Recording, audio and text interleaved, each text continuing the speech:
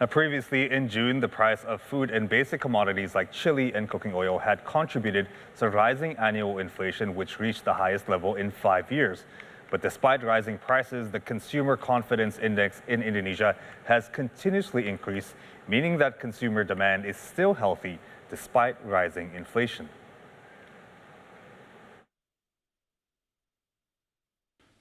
For the month of June, Indonesia reported annual inflation of 4.35%. This was the highest annual inflation since June 2017, or the highest in the last 5 years. Monthly inflation also rose to 0.6%, higher than monthly inflation in May of 0.4%. The Indonesian Central Bureau of Statistics said that this was mostly due to increases in food prices, including chili prices, which surged due to weather factors hampering supply. But according to analysts like the head of the Mandiri Institute, Teguh Yudo Wicaksono, despite the recent increase in prices, demand and consumer confidence in Indonesia is still at a healthy level. If you look at the trend, Consumer Confidence Index in Indonesia continues to increase despite rising yearly inflation. In March, annual inflation rose to 2.6%, but consumer confidence in Indonesia was at 110, well above the threshold for optimistic consumer confidence. In April, annual inflation continued to rise to 3.47%, but consumer confidence actually increased to 113.1. And in May, although annual inflation continued to rise to 3.55%, consumer confidence in Indonesia also continued to rise to 128.9.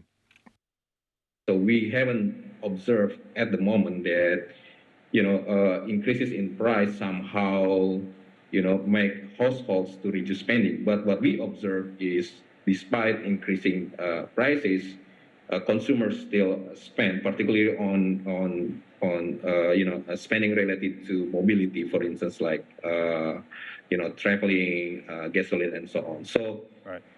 Again, although BMI increased rates, I think the other factors will help the economic recovery. And also don't forget that commodity prices increase will also help Indonesia economy.